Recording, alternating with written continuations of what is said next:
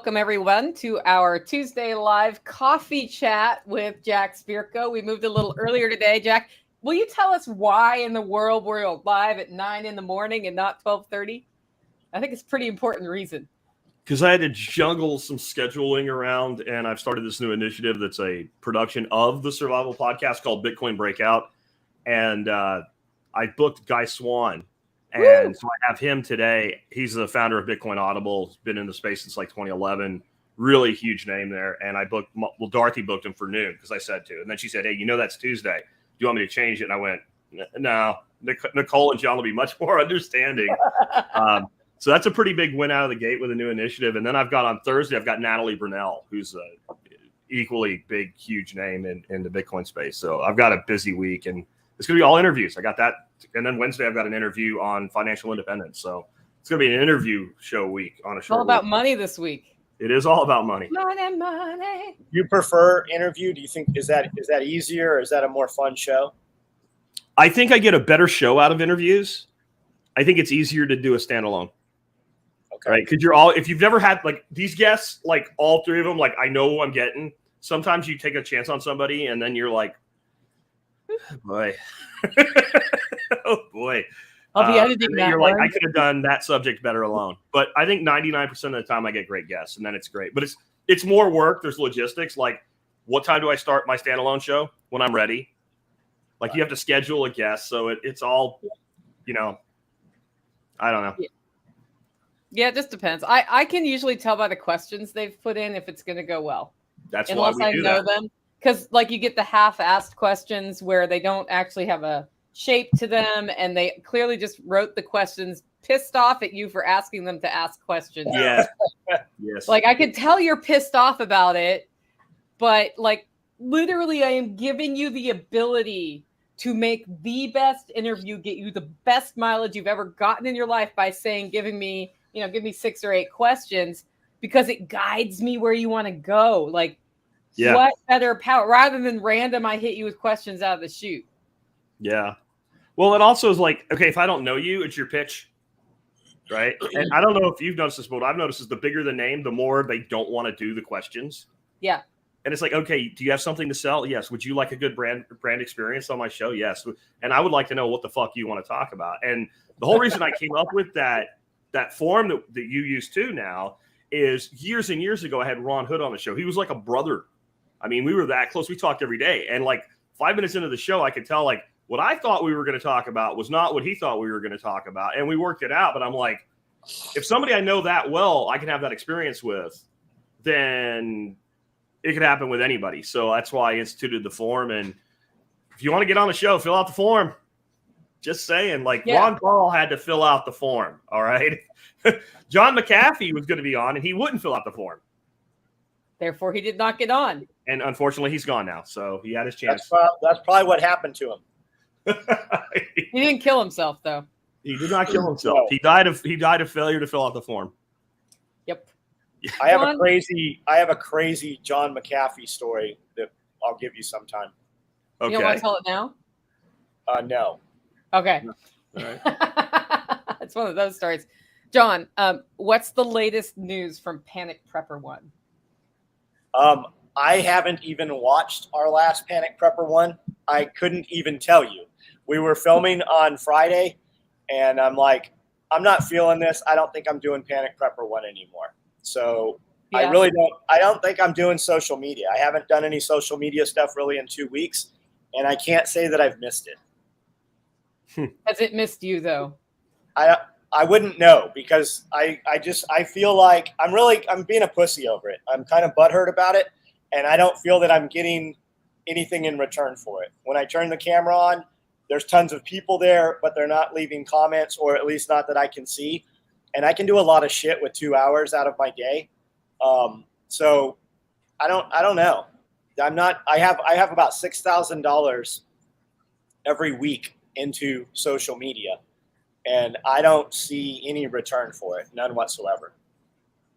How do you calculate that number? Just the value of your time and then your time invested? Is that where you're getting that number? Or are you actually spending money to pay people to help you do it? That's I'm paying people. Oh no, fuck that. Yeah, and that's the real cost. And it's also the few hours out of each day with the camera and the few hours with people around and the few hours, where I'm not actually generating money. I can do SOE stuff in 2 hours and, see $10,000 immediately come from that. I do not see anything coming from video stuff. Interesting.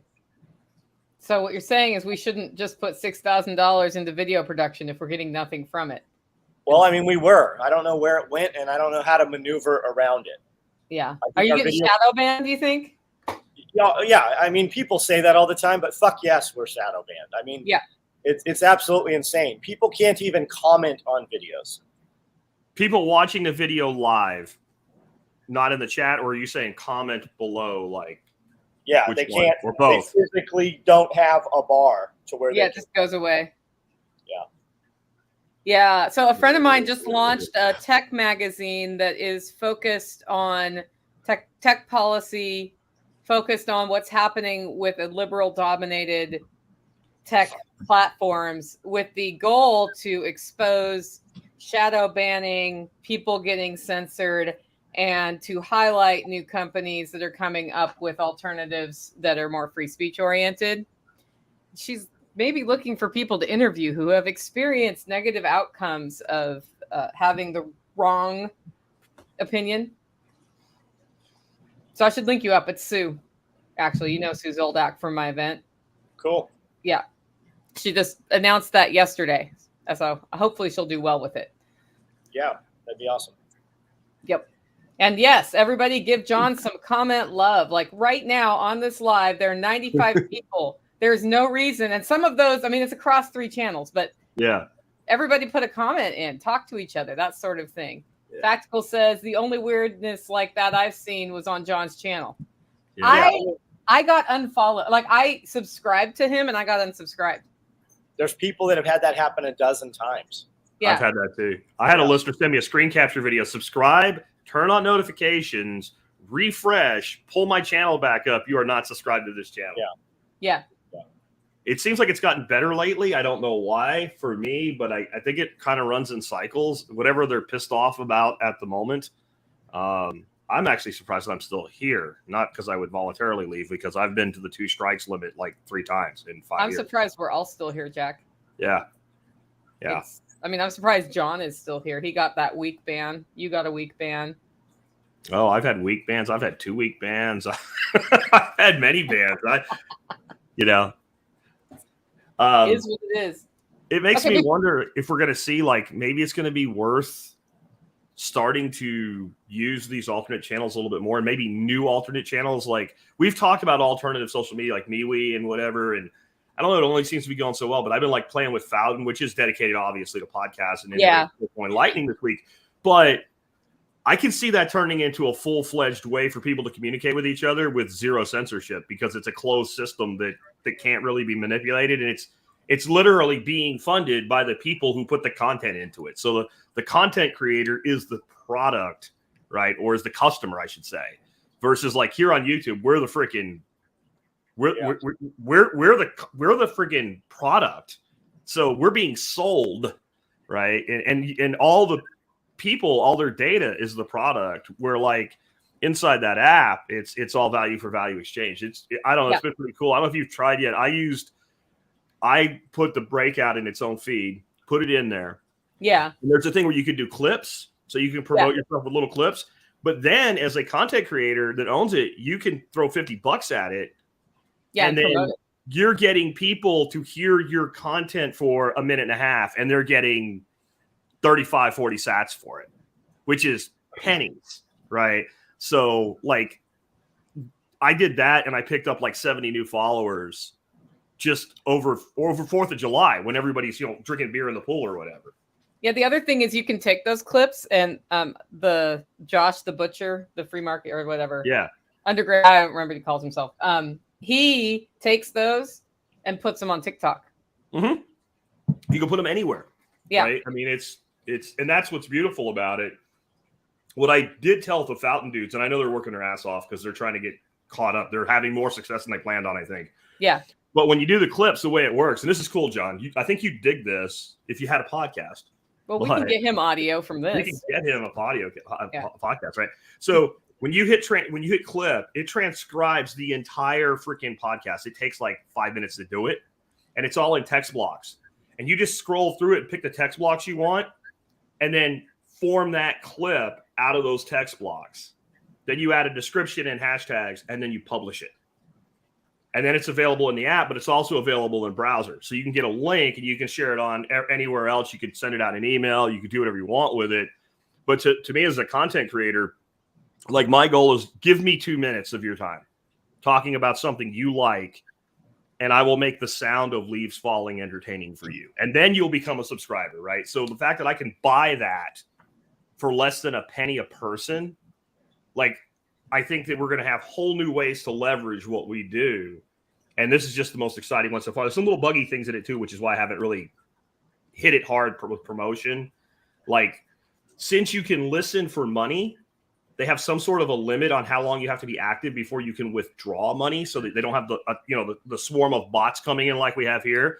But it'd be nice if they told you what the fuck that was. Like, I don't want to be like pushing a bunch of people into it, and then they're like, dude, like, and they're pissed at me and like, I have 905 sats and I can't withdraw it. And I'm like, and I'm going to be like, well, here's your 37 fucking cents and go away. I don't want that experience, right? Because people will get all obsessed because I got 1,100 sats. Dude, you have 41 cents. Okay. Yeah, you dropped me 500 sats in the app, which is what was that, like 13 cents or something? It's not very much, 10 cents or something. I don't know. Doesn't matter. And so then I'm like, oh, I can stream the podcast, and ended up streaming all back to you because I ended up playing one of your podcasts. But cool. That's the whole point, is you can just automate that stuff.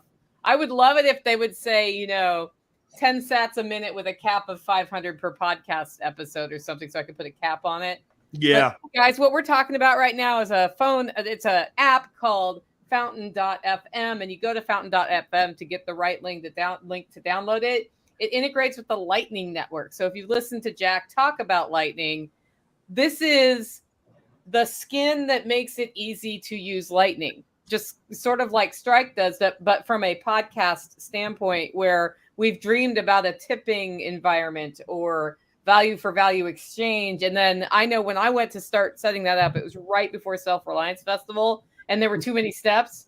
And I went on the forum, I'm like, how do I do this? And then they told me, and I was like, I'll get back at you right after Self-Reliance Festival because I'm not doing this right now. And then this app came out, and it was literally 3 minutes, and I was set up, able to receive Lightning, able to send Lightning, able to stream to other podcasters, and the app itself works really well. So I'm kind of excited about that one. Have you seen the Rockfin app? Nope. It's like YouTube. It looks way better than YouTube, and it has a payment gate in there. Yeah. So while you're watching video, you will see how much money the video has coming in while you're watching it. It's awesome, but I have not been able to get set up as a content creator on there. They want a 15-minute phone interview.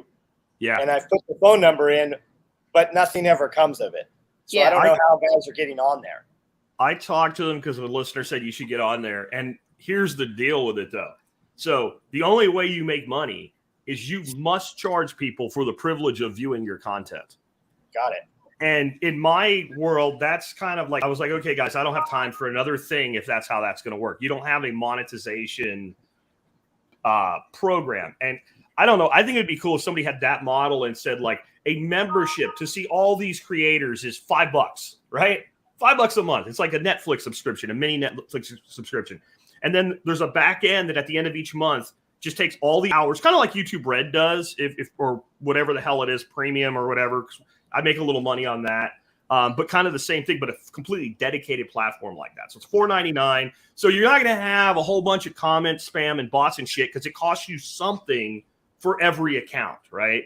Right. And then it just gets distributed to all the content creators. So if you watch me for 10 seconds, I might get like a fraction of a cent. And of course, that's impossible with dollars. But that's why I love what Fountain's doing, right? Because if you do it with Satoshis, you can just have basically it's a math formula. It just goes once a month, right? And then they route everything through their own node, and there's another side of their monetization. And like you probably haven't done a promotion on Fountain yet, Nicole, but it's pretty cool the way they work it. Because I need to know a company I'm working with is making fucking money, or I don't want to work with them. Because when they go out of business, I've got all this leverage against it, and now I'm screwed, right? So That's why, like, when I started my show, people were like, why don't you use like any of these free podcast hosting services? No. No way, because, you know, and SoundCloud was around back then, but no one knew if it was like, I'm not gambling on this, right? I'm not having my whole catalog of work on somebody else's box. So yeah, I think we can get to a point where that type of thing works. So what they do is I put $50 in to promote a clip. They take $10 and 40 of it goes to people that listen to the clip. And so that, to me, they're making 20%. I think in tech, 20% is a low margin. But if it's highly leveraged 20%, then because what are they really doing for it other than perfecting their system? And once their system works, it's just customer service. And that money, like, this is what I love about what they're doing. And I want to see more apps do this. We constantly talk about, whether we realize it or not, when we talk about like doing business with each other, free themselves, plan communities, all this shit, what we're actually talking about is a circular economy. We're talking about trying to keep as much money as we can in the fold. And it doesn't matter if the fold is me here in Texas and you and John in Tennessee and somebody Brian up in Washington and Joel out in Florida. As long as it's in our circular economy with as little entropy bleed out of the money as we possibly can have. That's what we're actually trying to do with all these things, whether we realize it or not. So if you can basically empower that with an app, then you can build that to do anything. And like I don't know if this is supposed to be what we're talking about today, but like we talk about whatever we want, man. There's another app that's doing really freaking cool shit called Breeze. They're also a Lightning app. They're on the value for value of podcast, but they're like an app that can hold other people's apps, even if that app is a standalone. So you have like a mothership app. So like they have one app they've integrated called Geyser, and it does fundraising. So you know, GoFundMe and all that shit. Go fuck yourself. Right? We don't do anymore. You can't censor it. Go away. Goodbye. They also have inside that same app, it's one of their features, a point of sale feature. So if you're taking Bitcoin in payments over Lightning and you want to be able to actually integrate with your POS, you can actually, like, I don't know exactly how you integrate it because I don't do a point of sale. I sell a membership, so screw it. But if you're selling goods in the real world and somebody comes in and wants to pay with it, you can literally pull up, put in a SKU number and everything for it, quantity, and basically it creates a point of sale receipt for your record so you can do your shit on your end. Right. And those are just two apps. And that's how much we're doing with just two apps. Like, it's finally the case that with Lightning, Bitcoin can do all the shit that everybody ever wanted it to do. And then the shit coins are just, I mean, they're losing their fucking minds because every justification for every one of them is like, I don't need you anymore. Hey, Nicole, thanks for the super chat. I don't know which channel it was on, but it does not matter. All of us appreciate it. It was to me. Yay. Thank you. Pretty sure you can super chat any channel. Just saying. Yes, you can. What's your temperature there, guys? What's our what? Heat. We're almost 100 degrees for like right the last now? several weeks. We're 90. No, we're about 90 right now. 105 yesterday. 94. I'm about 5 to 10 degrees cooler than Nashville at all times. And then you walk outside and your screens immediately fog. Everything fogs up. Yeah, glasses. I'm literally coming back inside, taking a shower, and putting on dry clothes. Yeah. Yep.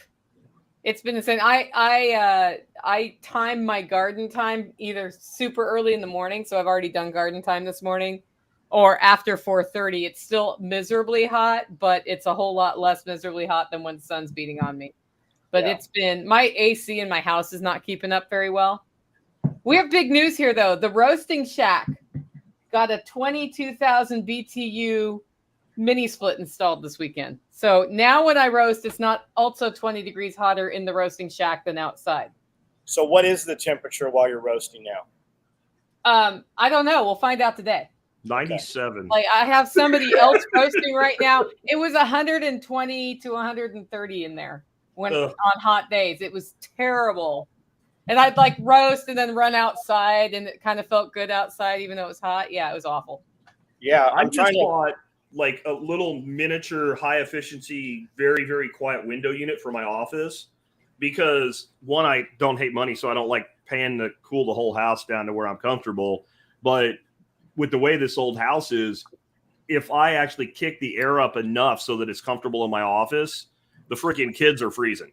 Yeah. Right. So like I'm wasting money and I'm pissing them off. So I got this little remote here, and I can just adjust temperature now. I'm a much happier Jack. Happy Jack. I'm trying to do the animals just as the sun's coming up, and then usually about 6:30 I go back outside 6:30 in the evening and drag hose and add water and stuff. But the chickens, like we've gone from about 100 eggs a day to 10 to 20 eggs a day. Like they're not even. I've never seen this happen before in the summer. Yeah. Did you get any of that rain? We weren't here, but yes, we got a little bit of rain, but not enough to even fill the swales up. Yeah, we didn't. We got rain that sounded great for about an hour, and I went out and I looked, and the clay between the grass that's still alive was still cracked and bone dry. Yep, same here. So it was like a Jack Texas rain. It's awful. I haven't seen any significant water in my swales since September last year. I've got black locusts that are dying. Not just sick, dying, that I'm having to literally like run sprinklers around the property and individually water sections like on life support. We have trees in our forest behind us that belongs to the neighbor. Those trees are 30, 40 years old, and they're looking like if we don't get rain in the next few months, we're going to have trees that are 30 years old dying. Yeah. Like there's a creek that I fish occasionally for stock for my backyard ponds. It's about 6 miles north of me. I stopped by it the other day when I ran by the store. It's not running. It's not dry, but it's not running. So there's like pockets of holes, and I really need to go up there and harvest some fish because they're going to die. They're going to die. Like, I mean, I have never seen anything like this. Yay. Yeah.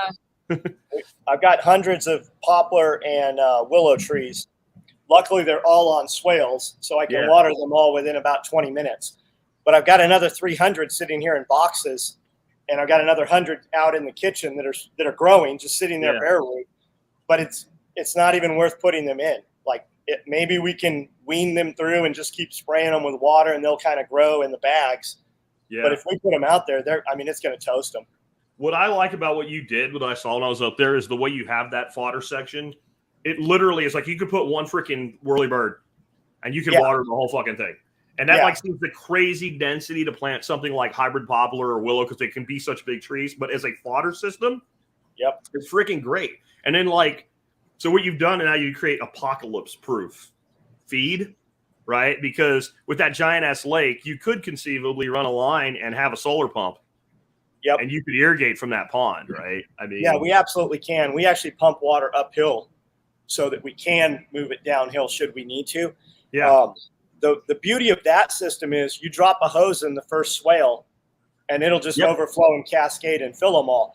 My problem is I forget to turn the damn hose off. So man, I can't, I'll bet my water bill is going to be an extra $1,000 this coming payment cycle because I've left the hose on twice. I bought these boxes, so I just turn the knob and it'll cut out at 15 minutes or 30 minutes now. So I've kind of that's what I just put in there. Orbit makes a little mechanical timer, and you just I had to get those because I'm way worse. Fortunately, I don't pay for my water because I have a well. But I've had Dorothy will be like, "Why are all the ducks over there all happy?" And I'm like, "Oh no."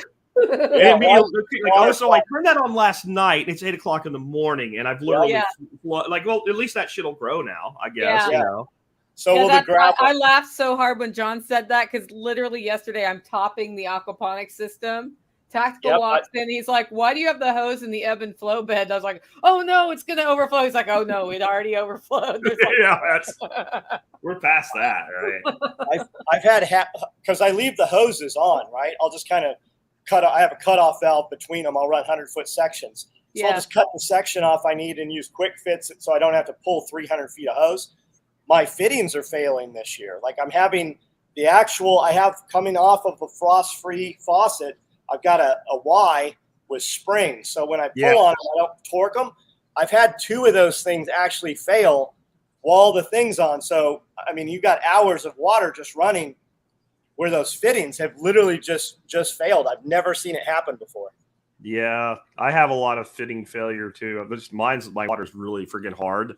So I have any place where I use fittings like that, they're not that expensive. Once a year, I just freaking replace them. And what I do though is I take the old ones, and it's probably time to clean this bucket out. I throw them if they're not broke. I throw them in a bucket as a backup. Like whenever Yep. Yeah, I've always done that. Like, so if I do like do a job on a vehicle and I change like the hoses and the belts, yep. If they weren't filled, I just put them in a box, and then if one happens to break, you've got a backup.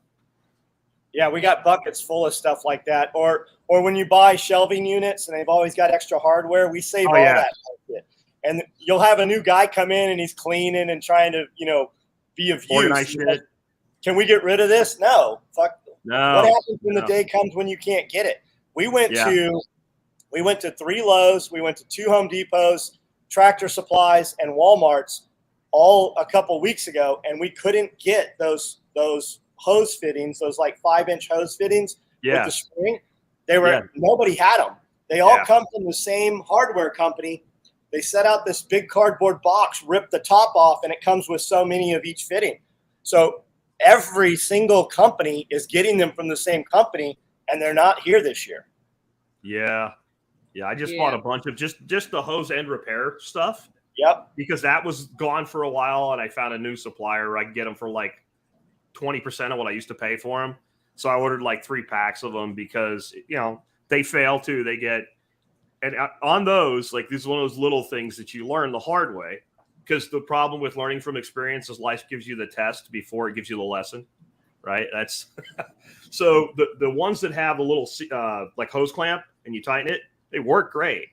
But when you reach down to unscrew one and it's fucking wet and hot and you're just in a hurry and your finger hits the end of that hose clamp, it fucking cuts you like a razor blade, even though it's not sharp. Yep. And it always cuts you in a place that sucks to be cut, right? So the ones that have like the 2 screws in the shackle that goes around it, they're more reliable and they don't cut you. So those are the ones that I recommend. Like, I think little shit like that is something. I almost wonder if there's like, do we have like a segment like for this or for one of our things or whatever, like shit that you should know but you don't, and it's all little shit that like half the people that hear it are like, God, what kind of idiot doesn't know that? And it's like, well, you probably won't know the next one, so why don't you chill out? Like, I was out spreading some straw a few months ago in the duck house, and I had a pair of regular plain old slip joint pliers, and I went to cut the bales, and I thought they were string bales, and they were wire bales. So with a regular pair of slip joint pliers, there's a little notch in the back of them, and you can cut wire with it. Now, it's not good for cutting soft wire, but rigid wire, it'll snap right through it. So I'm like, I bet you a lot of people don't know that. So I made a quick little video, like a minute long, saying, hey, did you know this?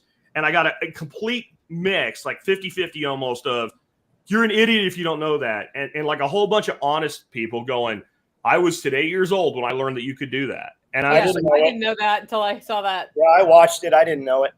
I say that did whoever you grew up with teach you that shit? Because if you didn't learn that by the time you were 16, unless you came across it, you're probably not going to know. Yeah, I say that all the time. When you start farming or homesteading, there's a ton of shit you don't know that you need to know. And the guy that knows it, he doesn't know that you don't know it. Yeah, exactly. Yeah, all the time. We need to call this segment, You're an Idiot If You Don't Know That. Yeah. Yeah. So those you're not an idiot for not knowing this. I think that's better, because I'm sure there's shit like that. Like, I had a dude come here, and I really fancy myself as knowing how to like forage different foods and stuff out of the wild. And he's like, did you know you have pepperweed on your property? I'm like, what the fuck is pepperweed? And it's this plant, and it grows this little kind of like horsetail looking thing with the seeds on it. And it tastes sort of like pepper, but it also kind of tastes sort of like watercress nasturtium bite. And you just pull these things off, and they call it poor man's pepper. And like, I have tons of it.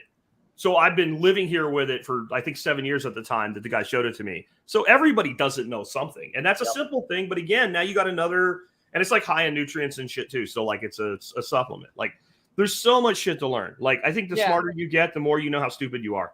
Like, Lots Project, man. I don't know who you are, but I follow you on TikTok, and I make a conscious effort every time I see your video to leave a comment on your stuff. Yeah, he was at SRF. I say that all the time on opening the feedback. I didn't know until literally a year ago.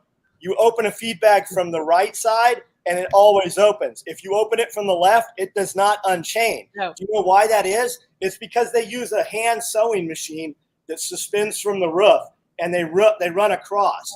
And because that machine sews, it's laced in just like a sewing machine.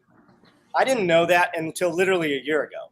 Yeah, so I've had that same struggle bus because all of my burlap coffee bags open like a feed bag too.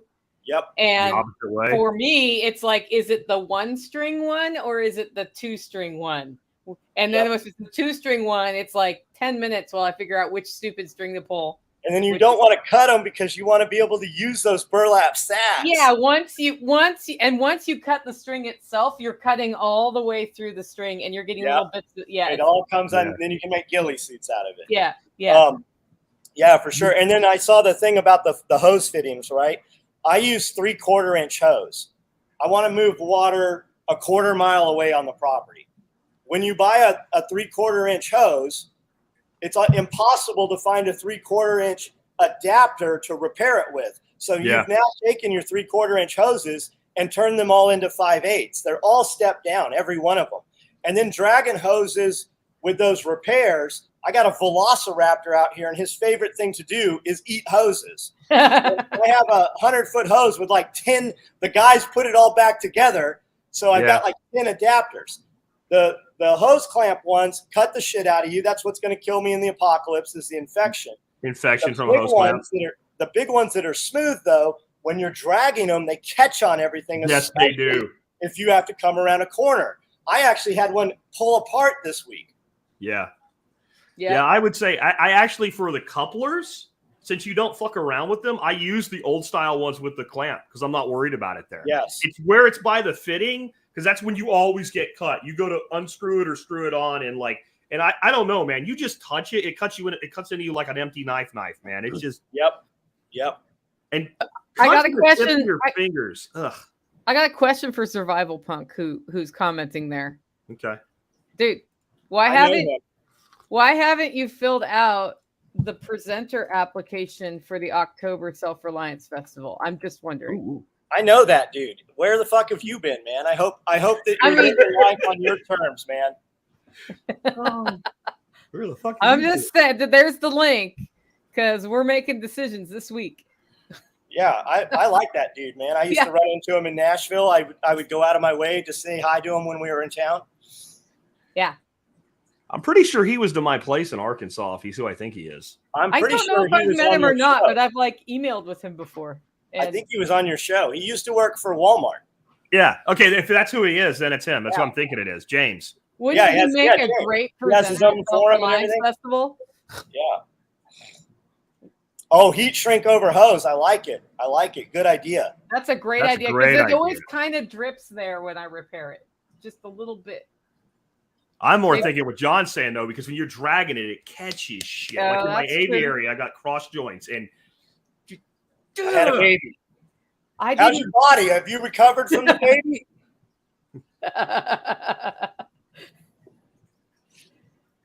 Somebody had asked if I was going to get horses, and he kind of stopped short of what I actually say. What I say about horses, and yes, I do want I want war horses. I want big jousting horses. That's Echo Sierra. There's two kinds of people that have horses. You have people who have absolutely no money because they have horses, which are most of the ones around here. They live in a shack and have 20 skeleton horses. Yeah. And then you have people that have so much money they can have horses. Same with homesteading.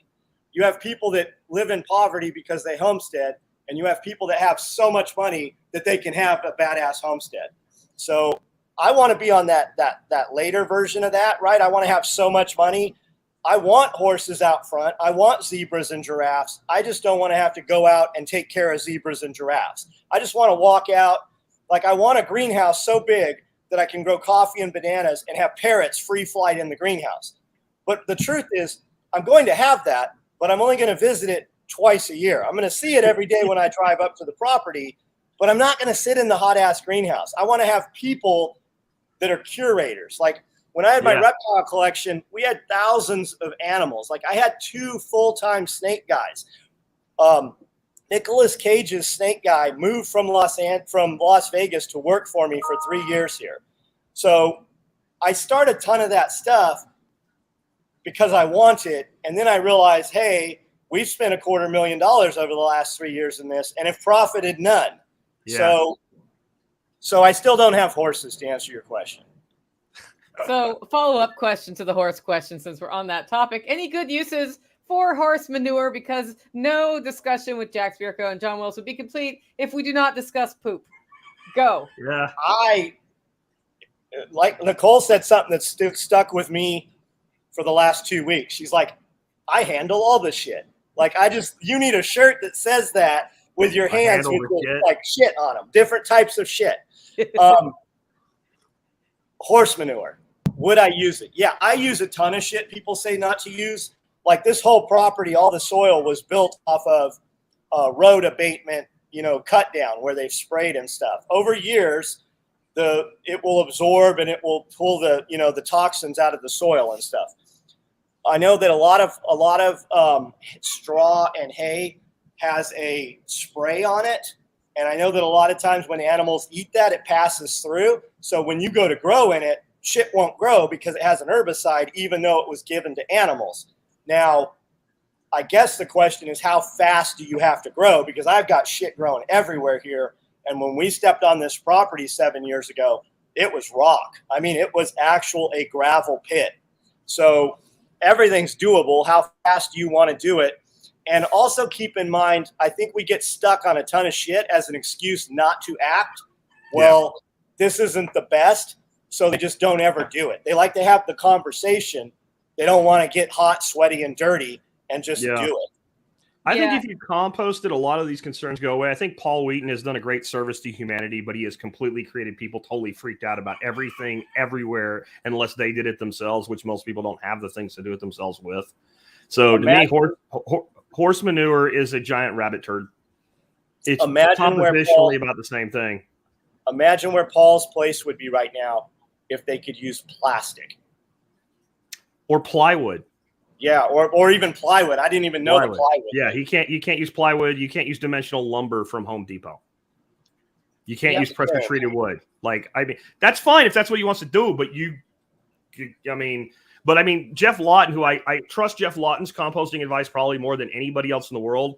He says if you bring the total organic matter in your system, so not the compost is obviously huge organic matter, but if you bring the total organic matter up in the place you're growing to more than 3% organic matter, pretty much every toxin you can come up with is locked up and bound up in the carbon cycle. And if we can't fix fucked up shit, to be blunt, we're fucked anyway. Right. Yeah. Now, I wouldn't, like, if you know somebody that has horses and you're like, well, what do you feed your horse? And they feed all hay and they know it's hay from a source that's every day sprayed with Grazon, I wouldn't want their manure. But if you have somebody that like feeds hay when the grass is not doing well and the horses mostly graze, that's where, then get it from that and then don't sweat all this other thing. Now, I do have a good use for it and cow shit that I would have never thought of until this weekend. So apparently the farmers in Holland and Germany are pissed because of restrictions on how much nitrogen they can use. So they took literal shit tons of manure, and they blocked the roads in between Germany and Holland to shut down commerce because they're like, we can't grow what you want us to grow for you with these new environmental restrictions. So here you go. And there was videos of like, and I mean big front end loaders unloading back of flatbed lowboys and dumping mountains of shit in the middle of the road. Like in France. Did you see them with the manure spreader? Yeah. Loading the buildings and shit? Yeah. Piss your farmers off. Go ahead. It makes about as much sense to piss off a farmer as it does a waitress or a bartender that's going to go get your shit without you seeing them do it. Yeah, we need some of that. Like, go ahead.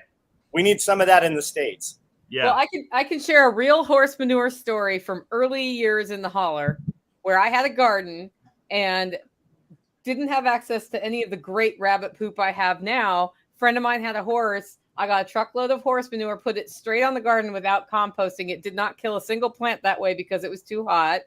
But I got the weirdest damn weeds because the reason you want to, it's hot and it might kill your plants, I guess. But if you don't compost it, you don't kill those seeds and you get everything that horse ate that passed through its system.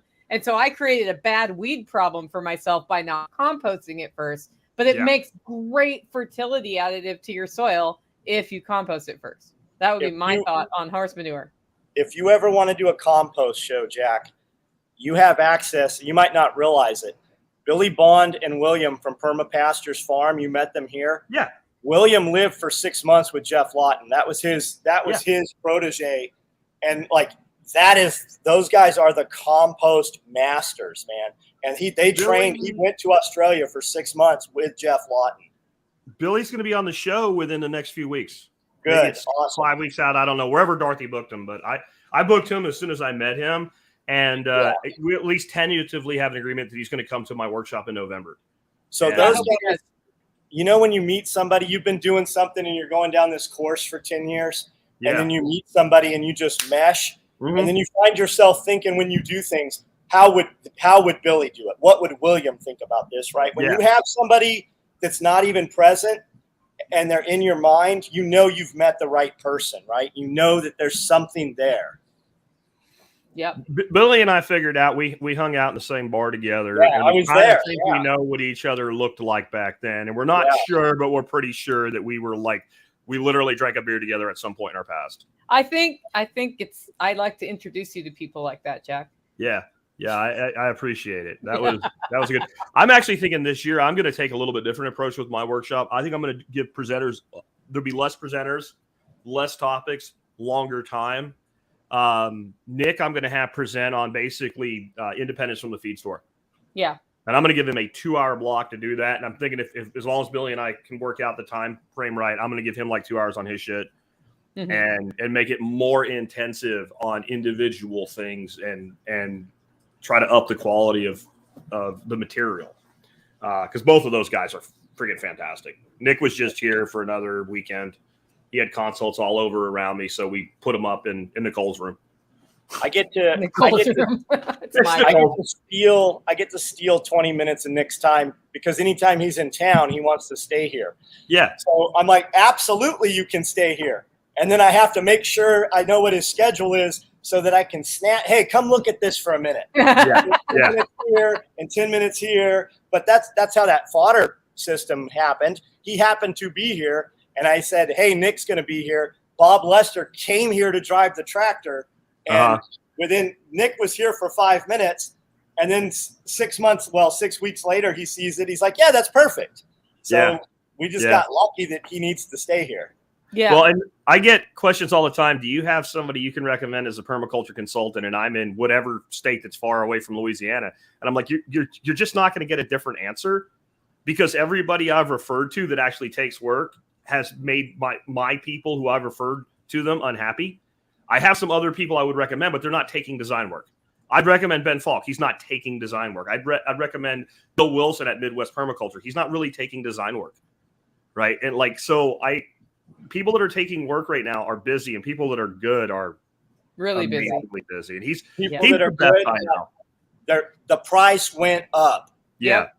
I mean, Mark Shepard's great, and he'll do design work, but he's not for our people, generally speaking. Maybe Ken Berry, maybe. Like Mark's wanting to design, you want 500 acres if you're bringing Mark Shepard in. You want a true agricultural concern the permaculture way, or I'd say at least 100 acres. Like people that are like, I want to, build up my homestead for my family and my 2 neighbors. Like you're buying a Ferrari instead of a Corvette. Like that's what you're doing there. Grazon, that's what I was talking about, John. Yeah. That's the chemical. Yeah. That's the worst. Paul's right about that. But again, how much? The guy that grazes his horses and very occasionally feeds hay because he has to, I'm not worried. I don't give a shit what's in it. And my thing I've always taught people to do, and this is really simple, and Paul just shakes his head when you explain this because it's not the Paul doctrine, right? And again, Paul's a sponsor. I love Paul, but it's just, there are things that people get stuck on. All I do is take whatever material it is. I don't care if it's horse poop. I don't care if it's straw. I don't care what it is. And I take a little bit of it and I put it in the bottom of a bucket and I fill the bucket up 3/4 away with water. I let it sit in there for a day. I strain it off so I'm not making poop freaking soup. And then I plant a couple beans in some pots, 2 pots. Oh, yeah. And I water one with regular well water and I water the other one with the source water. If they grow about the same, or the one with the source water does better, it's safe. Legumes are the first thing to get fucked by these chemicals, right? So if you grow a bean and you're watering it with like straw water and it's got ick in it, that thing is going to just look miserable. And then I know not to use that source. And it's so simple. It takes because beans grow fast. It takes a freaking week. And I can or can't trust this source. So imagine if you had 100 bales of hay and you tested it and it didn't grow, how much that would suck, right? Yeah. You have all these farmers around here because it's a tax diversion. They pile up all their bales of hay and they let them rot for years out in the field. And you can get that for free if you're willing to go get it if you know the farmer. We rolled out probably 20 bales of hay, and they roll out, they're probably a foot thick, right? Yeah, We couldn't mow over them for a couple of years. Shit grew in them.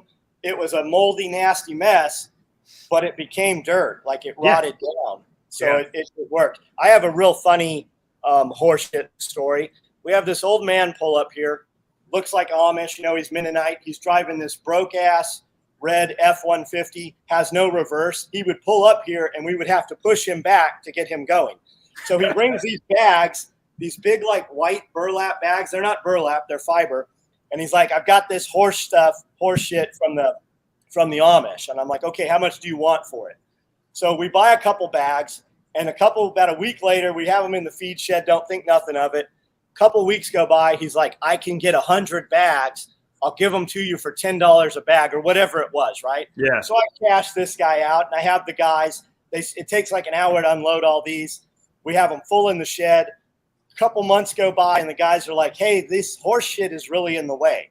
I'm like, okay, take it to the upper field and start spreading it out. They come and get me. That motherfucker sold us half bags of rocks. Like, I've had some crazy Amish Mennonite dealings. And I think they're posing as they're fake Mennonite, they're fake Amish. Like we bought honey. We had this dude that would drive. He would park at the McDonald's in town with his horse and buggy, and he had the whole get up, right? But when you buy his honey, it wasn't honey. It literally was more akin to motor oil. I don't know what the fuck it was, but there was always, and he always had like 2 chickens in cages. It was he was a con man, and. Man, they got me good on the bag of rocks and the horse shit. What? We still have Are rocks actually cheaper than poop? What's that? Are rocks cheaper than poop? I don't fucking know, man. But they got. If you had to get rid of them, they are. If they're in the way. Yeah. Like if you pushed in a place for foundations on a subdivision and you had a giant pile of fucking rocks that you didn't know what to do with. It's like I'll tell him to John Willis. That dumbass will buy rocks. Yeah, it's like the metal scrappers. If you're honest with yourself, and you paid yourself minimum wage to drive around all day, find the metal, get the metal, go get the metal, you could have. I mean, McDonald's is paying $20 an hour right now. Like, how much money are you really making out in the heat?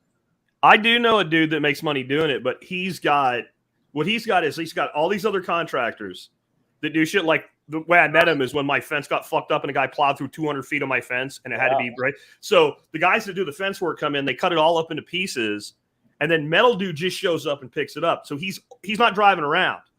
He's responding to calls. So I talk to him, he books his shit, and he literally calculates like I should pick this one up first, this one up second. And he rolls out like 3 times a week only. So they'll say, we need you to pick it up. And he's like, I'll be there Tuesday at 8. And he's like, then I'm there at Tuesday at fucking 7:59. I'm never late. So my guys, if somebody else comes and tries to do that, are like, because you don't want me, the customer, pissed that all this shit's still laying there, right? So like he makes money doing it, but I'm with you. Like the people that just drive around and then go, and then you got to go ask somebody if they want to get rid of it. And you had some old man with a shotgun pointed at you because he thinks it's, going to be on Antique Roadshow one day or something or whatever.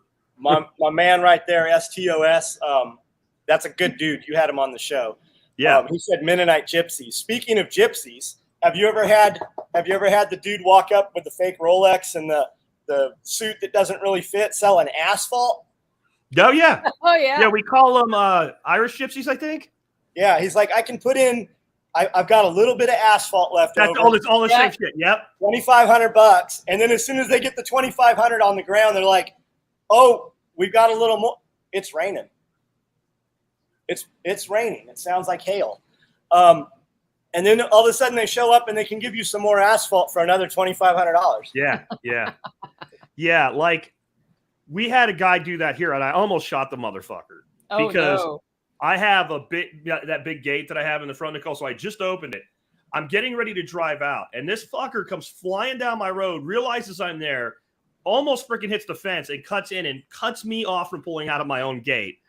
And those guys are always in perfectly clean white trucks. That's their other thing, along with their fake Rolex. And he starts that shit, and I'm like, you need to get the fuck off my property before I shoot you.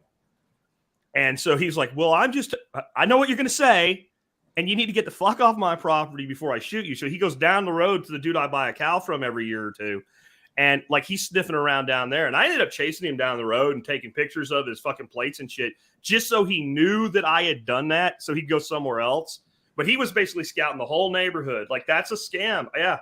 I think they call them Irish gypsies. I'm not sure. It's always $2,500. It's always always. Oh no, but they'll make you a deal if you're like, I don't have $2,500. Well, how about $900? Yeah. That's got a little left over. That's all. I got a little left over. Hey, we got some more left over. Do you want me to cover that? To get the fuck out Somebody of here? said rocks are a resource. So we originally had the kids out picking rocks up, and we would take them and put them in the dumpster and all kinds of shit.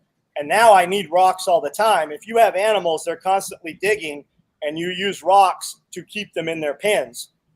Especially those ducks, man, the ducks they will work their way out of everything other than a rock. Yep.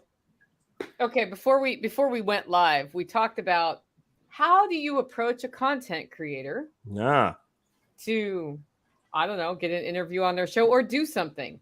Jack, how do you do this? Let's start off with what you don't do. Vague. You don't be vague, but here's what you really don't do. You don't put, dear influencer, I really respect the value of your time, period, enter 900 paragraphs of your life story. Don't do that. Because I said before when we were off air, like, if I probably won't remember you if you do that. I just delete your shit. But if I ever meet you after you did that to me, I'm going to punch you in the face. You're not going to the hospital or anything, but you like, it's like one bro owes another bro a punch in the face. Like, that is like completely, like, I understand that your time's valuable. Now let me shit all over it, right? So don't do that. Be respectful of people's times. Be specific. The other thing, I get a lot of times people like that. I have this great idea, man. It's a great business idea. But will you sign an NDA before I tell you what it is? Yeah, never signing an NDA. Go F yourself with a cheese grater. Who else has that idea? Right? Like, I hate to tell you this. I don't have time to steal your idea. And the fact that you think I would while you're coming to me for my help, like, I don't want to hear it. I want very specific what you're looking for from me. I don't even need a lot of what you're doing. And I'm probably still going to say no. So you need to ask lots of influencers for help. And then if you do get somebody to help you, you might come back to me and say, John said he's willing to work with me on this.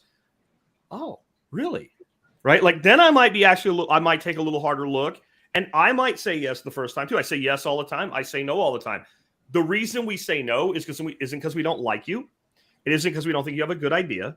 It's because how many freaking hours in the day are there, and how many of them do we work already? Right? So, like, how much is it going to take for me? And then the other thing I would say is, do not come to me to promote your thing that doesn't exist yet.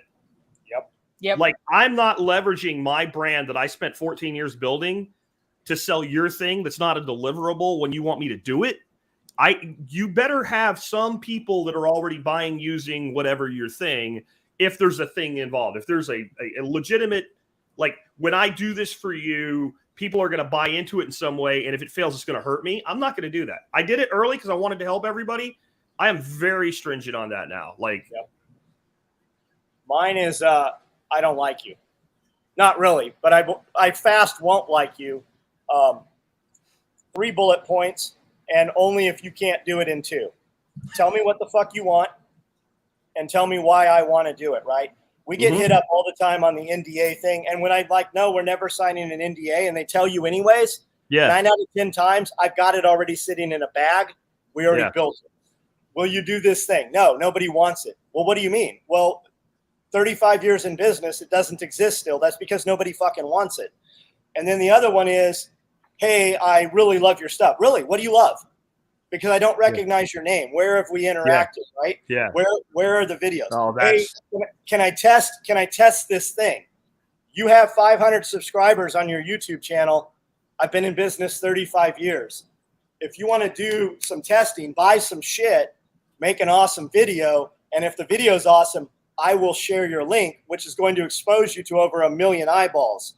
I'm going to do more. You're going to get more business just reviewing my product and being able to put my company name in your video than anything else you've done thus far. So, and then when you tell them no, like, just keep in mind, we all talk. When you fire back with some pitty little bullshit, you have literally just locked yourself out of the entire fucking industry forever. Yeah. Ever. Yeah. And how many times just the three of us have we been like talking about something like, oh, I know that motherfucker. And like, it's like, you're dead. You're dead. Not dead to me. You're dead to everybody that we talk to like this. Yeah. Every now and then I'll have somebody that I know. It's like, I want to be on Jack's show, and I'll hit Jack up. I'm like, hey, this is a good motherfucker. Like, I know him in real life. Yeah. But it's crazy. Or, hey, can we schedule a phone call? No, there's not a published phone number for a fucking reason. If you couldn't, you just wasted your, can we schedule a phone call? You just fucking blew that whole wad. Yeah. Yeah. And then I get send that a all the follow-up time. email with, I still don't know what the fuck you want. Like, yeah. I don't talk to my mom on the phone. Like, if she called from heaven, Mom, I'm not answering. It's going to say Mom. I'm going to be like, yeah, Mom better send an email. Yeah. I think that's the thing is basic business letter writing 101, old school style, learned in 1989. Okay. Dear person, point of this entire letter. You might add a, hey, how are you? But I never did because I don't even need that. Point of the entire letter in one sentence. And then if there was more information, it was below it. And I could then look at it instantly, decide if I'm reading the rest of it. I literally want that treatment in email. And I know that people who listen to us, like, we're talking to you on our podcast and you're like talking back to us in your heads a little bit. So you feel like you've already had a conversation with me or with Jack or with John about the thing you want to talk to us about, but you haven't. And so just like really clear first sentence gets you a lot further. And I'm saying this, there are a couple people listening to this who feel targeted now. And you kind of are, because more than one of you have emailed me in the last week. And I have no hard feelings. Like, I'm not going to punch you in the face, but I need to know your point, or I don't know if I can help you. Like, I'm writing for a guy once a week for free right now who asks a prepper question, because when he reached out to me, he asked me to do it up front and then told me how why it mattered to me. And then he told me what was required. And I said, this is what I can do. I can't promise I'll do it every week, but I will do it. And that was just because of how he approached me. That almost sounds like the formula for asking a question on the Survival Podcast. Totally is. Put TSPC question in the comment line. Give me your question in 1 or 2 sentences. Hit the return a couple of times, and then give me details. Yeah. Right. Like that's, and the other side of this too is when you do contact somebody, and they do respond to you, pay attention to what they said. So I get Twitter DMs all the time. Okay, this is interesting to me. From now on, contact me by email. Here's my email address. DM, delete. Right? Yeah. Okay, I know this isn't going to work. Right? This is not going to work because I gave you one simple instruction and you were incapable, because I don't do that because I'm a dick. I do that because I don't spend my life on Twitter. And I'll be on Twitter one day and I'll be like, fuck, look, there's like 18 DMs here. So I've ignored all that. But if you're in my email, I'm going to batch that shit 4 times a day and I'm going to see it. So I'm doing it for you. But if you can't follow that instruction, and I know it sounds, some people are saying, these people are like elitist assholes. No, we just value our time and we have procedures. I get the same shit about the form. Well, we could just do it Monday. No, motherfucker, this is my job. This is my business. Right? I don't book people. The form goes to Dorothy. Dorothy books the person. There's a procedure in place so that we don't like have a guest sitting in my StreamYard room like this and I'm outside feeding chickens, right? There's a procedure in place to make sure that everything runs on schedule. And that's all this is like, I'm only going to say yes to so many people with so many things they ask for.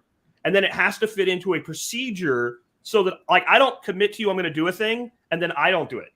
Like, even though I might not really know you and I don't really owe you anything. Once I said I'll do it, I do owe you. And you guys are like me. Like, we are doing a million things at a time. If it's not into a procedure, it gets deleted. Like, you said there's no hard feelings with some of the people who feel called out by you. Yeah, There's don't none for me either, because I won't remember you. Yeah. Like, it's water under the bridge. You can take another shot at it with this instruction sheet. Maybe it'll work.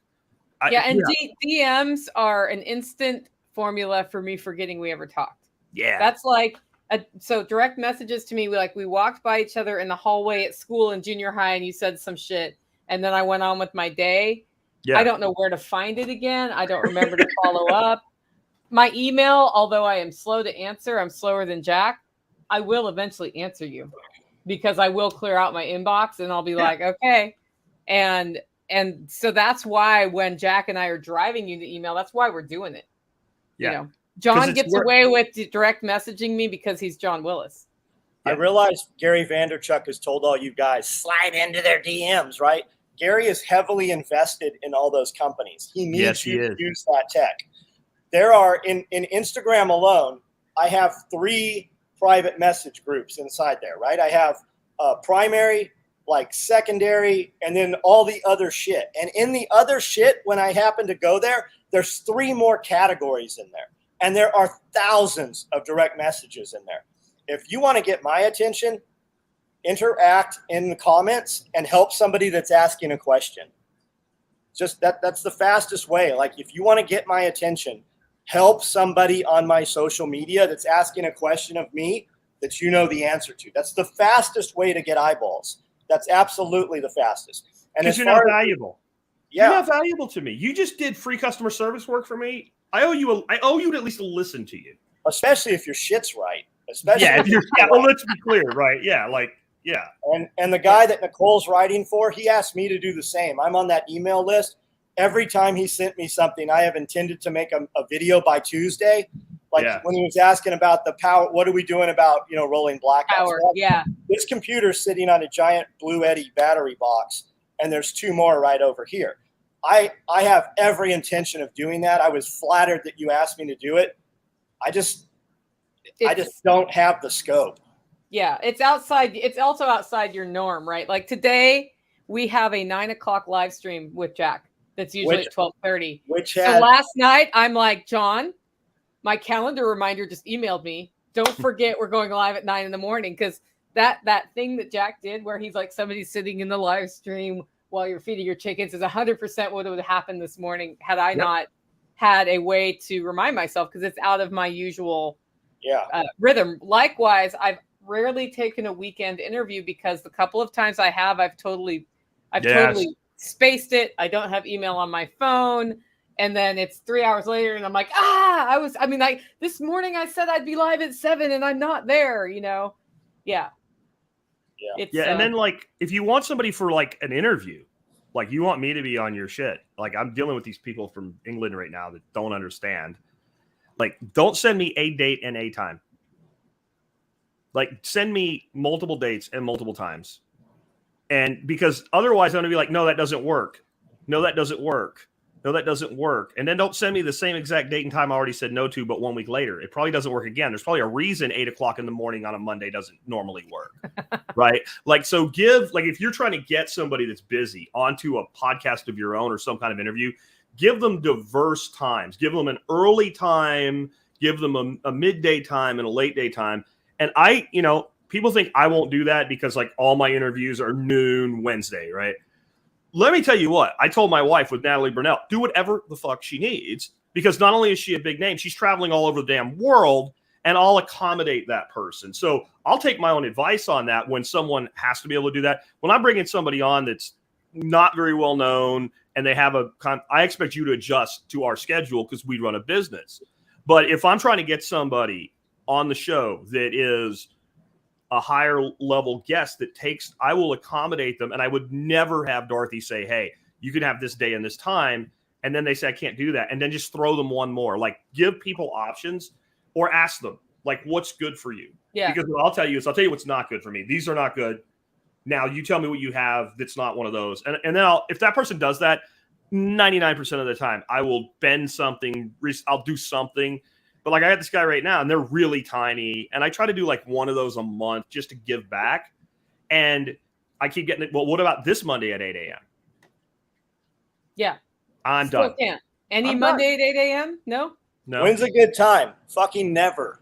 Yeah. Like on the bigger names, I'll say we do these Wednesday lives at 12:30, right? Because John and I usually go on Wednesday, except for first Tuesday with Jack. And anytime this month, choose your time, minus the first week and the third week.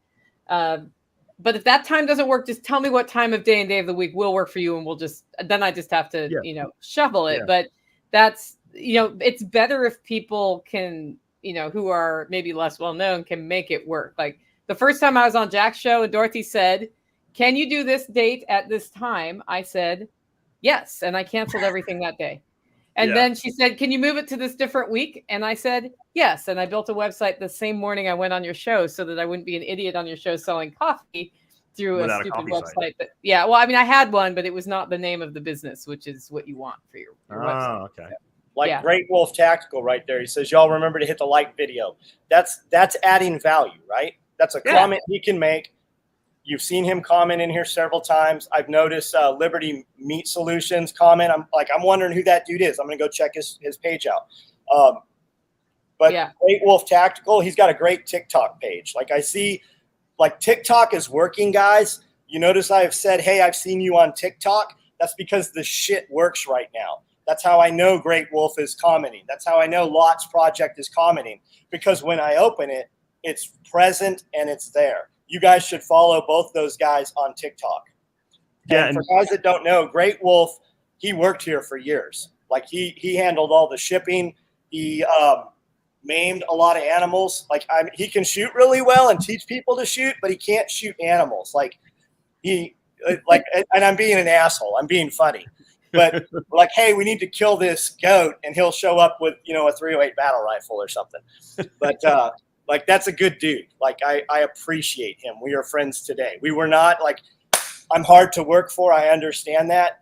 Some of my best friends and most valuable people in my life now, we parted on pretty tough ways and kind of met back in the middle. And a lot of times they try. I'll reach out and I'm like, hey, you know what? I need to tell you that I was fucking wrong, and we should probably get together and talk, right? And we just grow, and we grow in a little bit different directions. And we both, I matured, and that dude's of value to me. I just want to put that out there.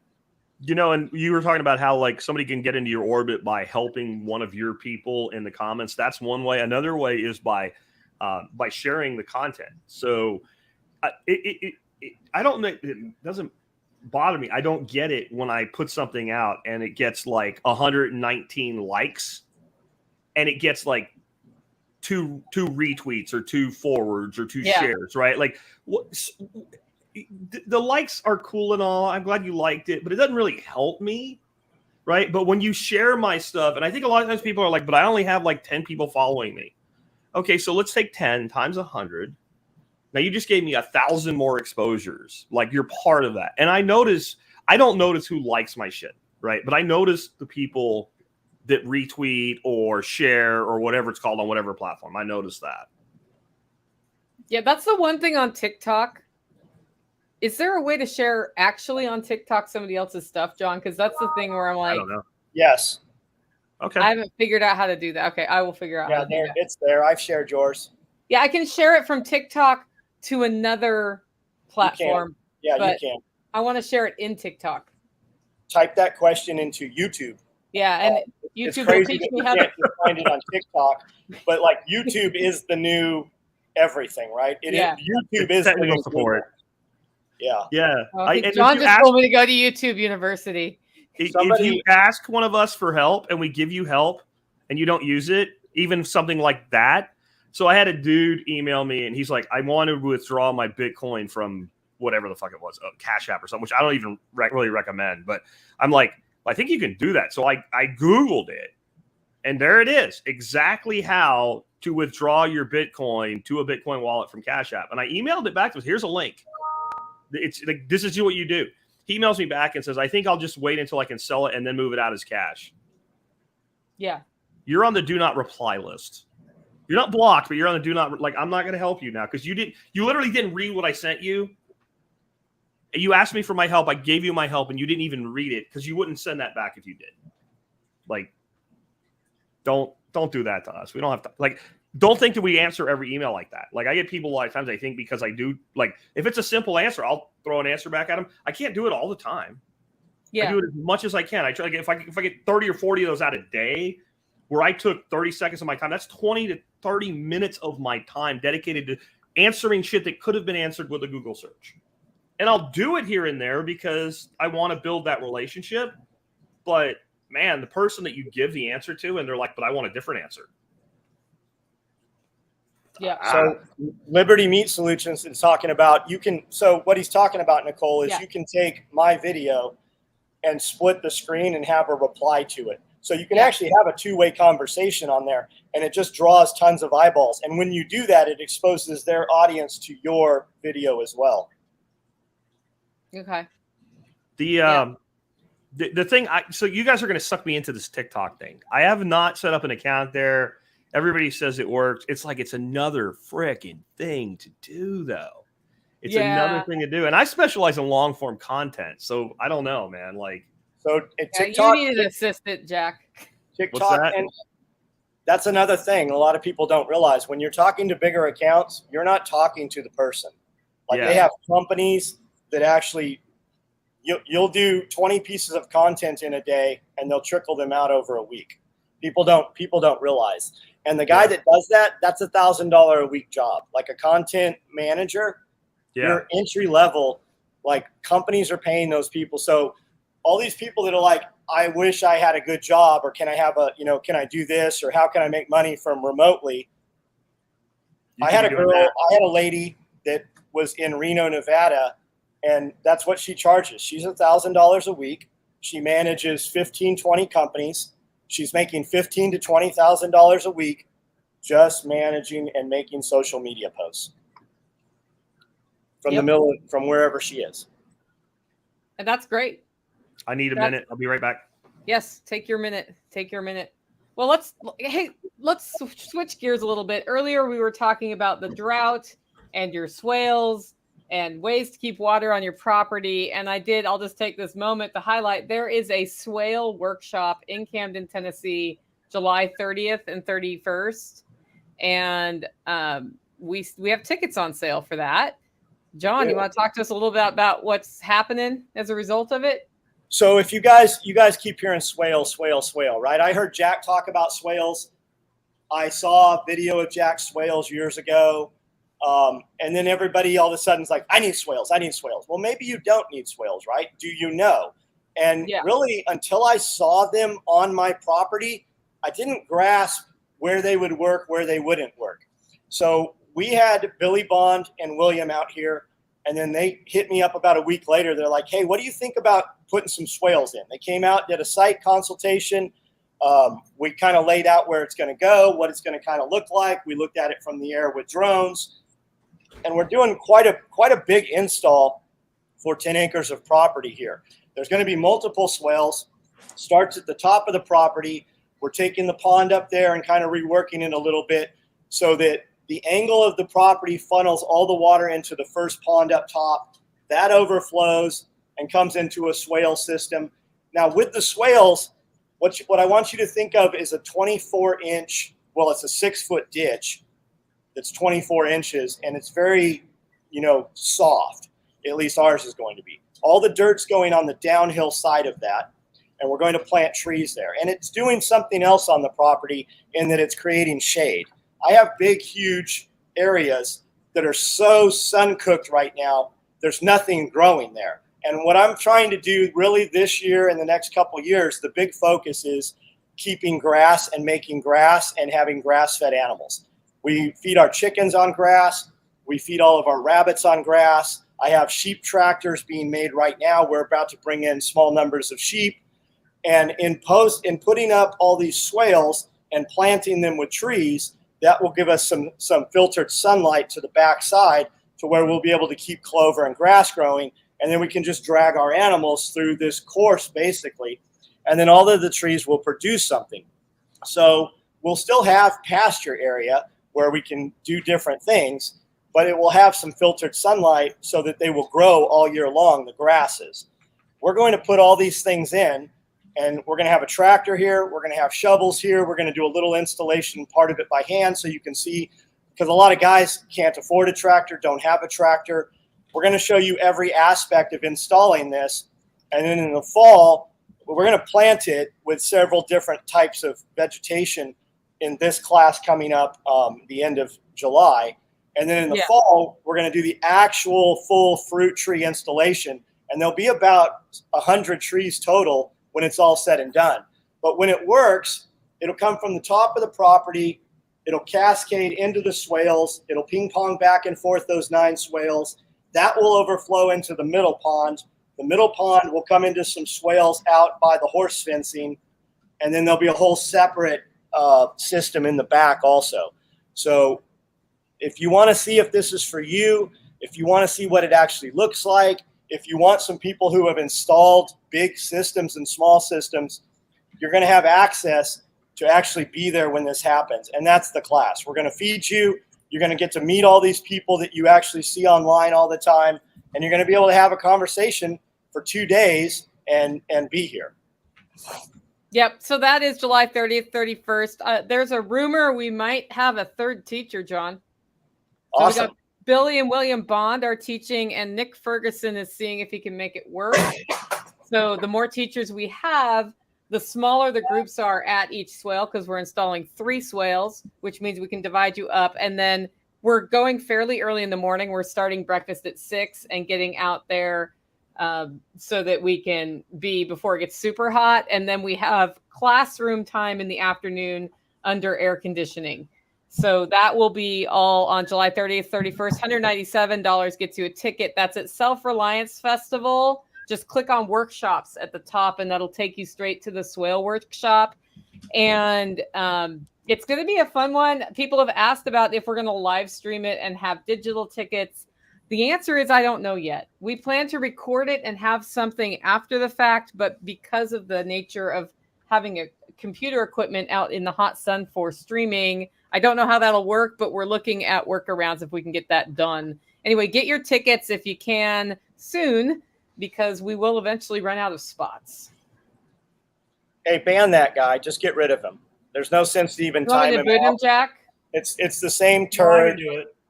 So there's a dude that makes a new account, says the same shit over and over.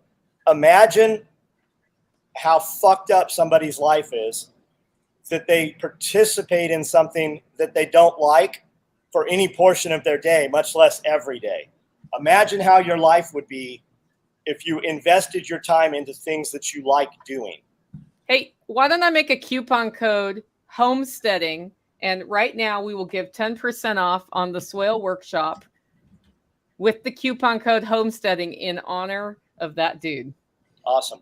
I'll do it right now.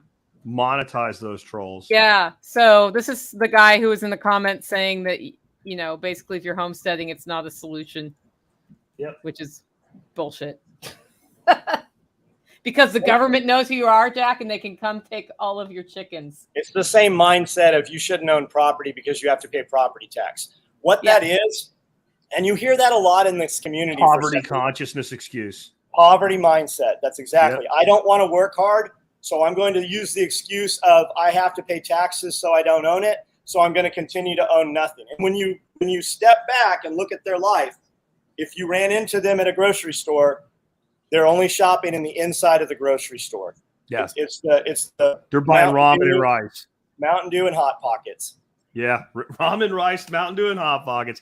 You know, here's my response to those two things is, first of all, you have to live somewhere. So I can be your landlord and you can pay my property taxes. Or you can live on your own property and pay your own property. But either way, there's no such thing that you're not going to pay property taxes. The guy that's boondocking in an RV, you know what? If you're that dedicated, I'll give you props for that shit, right? Otherwise, you live in an apartment, you rent a house, whatever. You're paying. You do you think I'm going to pay your property taxes for you? Are you an idiot? And the answer is yes, you are. But the other side of it is I effectively pay no property taxes. And the way I effectively pay no property taxes, I run my business out of my house. I have a really good accountant. She runs a formula that figures out what the square footage of the house we use is for the business. And by the time it's over with, I'm pulling enough out of my income taxes that it covers my property taxes. So I look at that as effectively, I would have to rent an office to do what I do here, which I've done before and I didn't really care for it, I would have that expense plus my home expense. So I'm down to a zero sum on property taxes. And my taxes are high. If your taxes are low and you can't figure out how to do that, you probably don't want to, right? Like I know not everybody that listens to us is going to start a business, but I'm still going to tell you I think you should. And then the ones of you that want to will. Like, I think there's nothing more. You guys, you both run your business, right? Like, is there anything you've ever done in your life that's more liberating than running a business? No. And I mean, if you come here and you look at this place, this is all my business. The gym, the cars, everything I enjoy doing is in some manner business. And sometimes we need to set up a separate business, but it's still kind of under the same umbrella, whether for structural or, for legal paperwork. But everything I do is somehow involved in business, or I don't do it. Yeah. Well, and the funny thing is, like, the way I've built my business and the way Jack's built his business is it's our lifestyle. And so for me, it doesn't even feel like work half the time. I work hard at what I do, and it's all stuff I enjoy pretty much most of the time, except for when I have to do my taxes every year, which I bitch heartily about on my podcast multiple times before I actually get off my ass and do it. Plus, when you buy property, there's all kinds of things you can do, right? You can set up all kinds of shelters and green belts, and I mean, there's trusts. People with a lot of money don't pay taxes because of those things. Yeah. Well, the other thing, like, okay, you monetize the property, right? And everybody wants to monetize their property growing tomatoes or some shit. I think that's like one of the worst ways to monetize your property. You know what you monetize a property with? You go out and you spend $7,000 and you buy a 400 square foot steel frame building, and you have somebody come plop that fucker on a little foundation for you, and you turn it into a tiny house and you rent that bitch out for $150 a night. That's how you monetize a property, right? And then maybe you build 2 of those, maybe you build 3 eventually, and you do it through HipCamp or Airbnb. And you don't be like, oh, they take fees. So you do that, so you have insurance, and when somebody's a problem, you can have them immediately jettisoned from your property. You don't have them claiming to be a tenant, right? Yep. There's so many ways that you can monetize a property. One guy that City Boy Homesteader up in Pennsylvania, he just put in a bunch of glamping sites. He's making a couple $1,000s a month. He doesn't even have a structure. He has like decks with like old antique style wall side tents on them and stuff like that. A nice little fire ring or whatever. But I mean, the fire ring, he just went out on his land, got rocks, took a chainsaw, made little seating benches with scrap wood around it and shit like that. And he rents those for like between $30 and $50, depending on what they are. Right. I mean, there are ways to make money with your property, and there's not a lot of ways to make money without any form of property. Now, it might not be real property, but like if like you say, well, a podcaster, we don't have any property. We do. It's called intellectual property, right? That's the property because you can totally rip me off. You could get a transcript of my shows, pick out the stuff you think's best, and go out and parrot it and plagiarize me. You still can't deliver it the way I can deliver it. You can't. And you can't, when somebody asks you a question about it, you can't fucking answer it. You don't know what the fuck you're doing. Hey, ban the John Zena guy. He's back in here. He's probably got a second account that looks the same. Get rid of that. He's probably on one of y'all's. Oh, okay, I got it. I don't know, just guys, I've got coupon code Homesteading for 10% off your Swale workshop ticket. How is he showing up in my courtesy of John Zena, who I just banned? If you guys aren't familiar with glamping, even if you're like, I don't want to be a landlord, I don't want to be a property holder, whatever, you should type in glamping into YouTube and just watch a couple channels. There's a guy that comes up out of Joshua Tree who has now bought a bunch of properties in Pigeon Forge. And the numbers he throws out, and he shows you the back end. He's at 95% booked out capacity.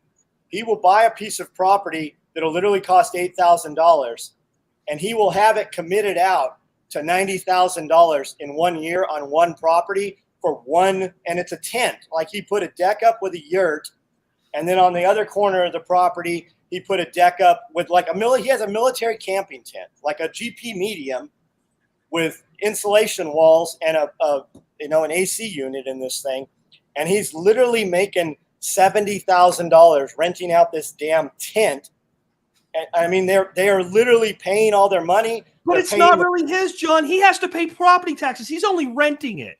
I mean, that's literally the argument you get. It's like, you know what I would totally do? I would totally rent a place for $500 a month and then rent it back out for $3,500. You know how long I can do that for? Ever. Yep. I can do that forever. Yep. I live in the middle, literally the most middle of Nicole's got me beat. I'm between Memphis and Nashville, in the middle of nowhere. The only draw that comes into this town is fishing and tactical response. And Self-Reliance Festival. Hello. I guess we're pretty big now. But even at 4 times a year, even if we only had 200 people in town, I could rent out everything I have, Airbnb, camping spot, tent spot, whatever, and pay all of my taxes. I could literally make the payment for the entire year off of one event here. Like, anything is doable. You just have to look at it from a different angle. Yeah. And Scramble says he just had 4 groups of campers this weekend. He's using Hip Camp. It's just a camping spot. Like, that infrastructure is even less than the building that Jack talked about. I've done Hip Camp here. I have it turned off this year because we're doing too many permaculture type projects here and it's all ripped up half the time. But I did really well with camping spots, and people come with their own tent and that's it. I give them an outdoor shower and they're extra happy because they get more from me than most other ones. Yep. We're putting outdoor showers in here. Yep. So here, this is interesting. Wicker Basket is saying, talk to your accountant. Just by doing these rents, you can start renting out. That's any business, guys.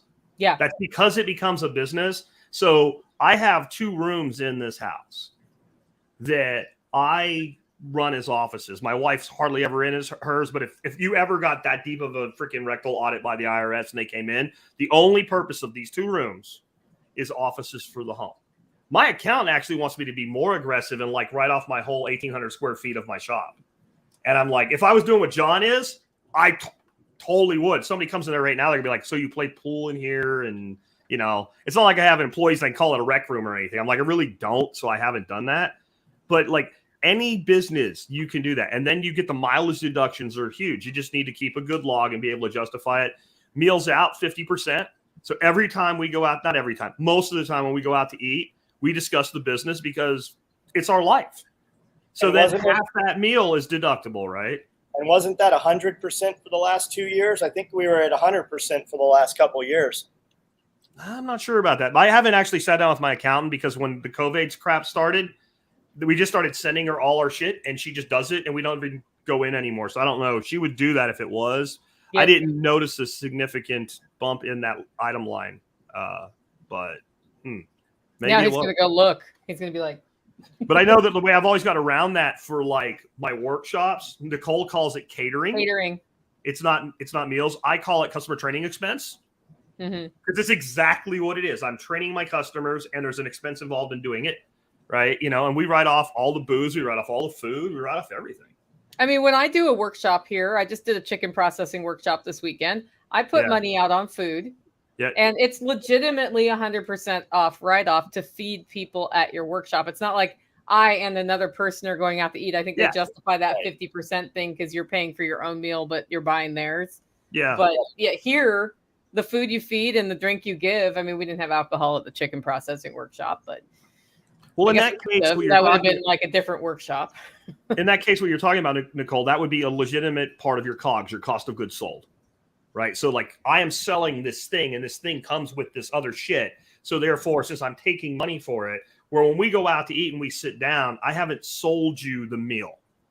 That's that because it's not just the other side thing. Because if you are eating a legitimate business meal by yourself, because I'm traveling. Yeah, it's still a 50%. Yeah, that's true. That's true. Yeah. Yep. Okay, we've got a list of questions here. Jack, how much more time do you have with your? I'm good. Okay, good. I'm on at noon with guys, so 15 minutes. Okay, cool. I'm thinking about dogs getting off feed from the store. Any suggestions, John? So we grow rabbits, and I grow meat really well. I'm very poor about pulling frozen meat out and eating it. I have a freezer that's got about 70 big chickens in there, every now. I need to get a sword. I really need a sword. I want to hack them in half, right? I need a big cleaver or something. I feed my dogs chicken, whole frozen chicken. I defrost them overnight. I put them in a Rubbermaid container. I have live rabbits. We've got at any day, I've got 100 rabbits here. I take my males and I let them grow up as breeders. When I'm done using those, we feed those to the dogs. We use grow outs because I want to fertilize the ground. When I put rabbits on the grass, it cuts my pelletized feed by about 50%. I take those rabbits, and sometimes I have too many. We'll kill 15, 20 in a day. They go in a chest freezer. I usually, each day, I just kill a couple of rabbits, and I just hand them to the dogs. I have one dog. I have to cut the belly open or slice the neck, get some blood out for her to eat it. She eats everything but the 4 paws. There's hundreds of rabbit paws around her kennel area. The other dog, she just takes it, buries it, eats it within a couple of days. The velociraptor out back, he eats the whole entire thing every day. People walk around in the back, and William's like, what's all this fur back here? It's the rabbit fur that the dog is shitting out. My dogs eat kibble, maybe, and if you're feeding kibble, we use our breeder used, I can't remember the name of it. It went from $50 a bag to it's literally $85 a bag right now. I buy it every couple weekends just to have it should we need it. My dogs eat kibble maybe once or twice every other week, and I pour hamburger grease over it, right? I try to use everything. Everything goes back to the dogs. But my dogs are probably 95% raw feed. And they act years younger. Their coats look better. I mean, everything about the dog is just the dog is happier. What breed is the raptor? Very important question. Kangal, Kangal. Think Anatolian Shepherd, super soldier. They're Turkish mountain dogs, and they are bred to defend against bears and wolves. They use these dogs, especially on the West Coast where you have heavy bear and mountain lion predatory load. Also on the outskirts of Yellowstone where the wolf packs are back, they are using these dogs there. They're great dogs. They are very, I wanted something with more mouth behind it. Like you could come in here and my Pyrenees will bark, but you could get past them. This dog, you're going to have to kill the dog to get past this dog. This one of you two is going to be dead at the end of the situation. Yep. Yeah, that dog, you don't want to mess with that dog. We have multiple fences, and if you get to the dog, you've already crossed 2 different barriers.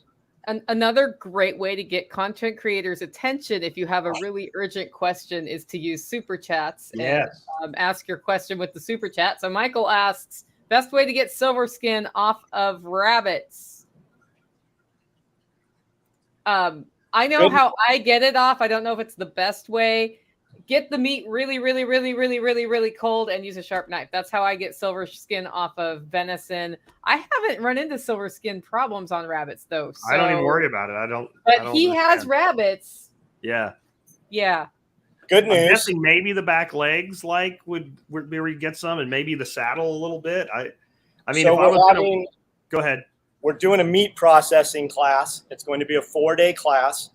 It's going to be chicken, duck, rabbit. Everybody's going to have their own animal. You're going to dispatch it, skin it out, and turn it into meat with your own hands. Everybody's going to get to do this that wants to. On the next day, it's going to be pig. There's going to be 2 days of pig, and there's going to be 1 day of sheep. All the meat that is processed here is going to be cooked on site, and you guys are going to get to consume all of that. We're going to have full meals and everything. So if you want, and I'm not saying come out here to figure it out. I'm saying if you want hands-on and you're coming to Self-Reliance Festival, this is a great way to get here, meet everybody, and hang out in a smaller group of maybe 100 people versus the 1,000 that'll be here that weekend. So I'll just say never had a silver skin issue with rabbits, including wild rabbits. So I'm not sure there. But when I do it with deer, I do what Nicole says to get the meat. I get any kind of cut meat, I get it cold. But I just take a fillet knife, and I do it the exact same way I take skin off a fish. So you take the smaller end of the meat, whatever that is, you hold it down with a couple fingers, you lay the knife down, and you're more pulling the meat than moving the knife. And it's a little harder than doing it with a bass or something, but it's pretty much the same thing. Yep. And also somebody said, what about, you hear that a lot of times, what about worms? Yes. That's mostly some bullshit that people come up with that don't want to, that have an excuse not to do it themselves. Are you not feeding your dog? Are you not giving them worm medication anyways? And we're using, like, where are they getting worms from? Do you think that your dog isn't chewing on dead possums and other dog shit? Like, I always make a big effort for a few days before people get here, and we rake out the chickens, and we rake out the rabbits, and we put out fresh wood chips, and we drain we use huge cement mixing trays all over the place for water. But we have ducks, so inevitably they're gonna muck it up super fast. We go through and spend hours cleaning these things and scrubbing them and making them nice and shiny black with crystal clear water. And then you look, and the dog's licking the other dog's asshole, or the dog's drinking out of the dirty ass pond.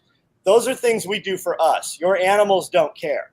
And my dogs eat dead things all the time. So that's where they're going to get a parasite load from wild animals. They're not getting parasite load from chickens and rabbits that we produce here on the property. It's just not happening.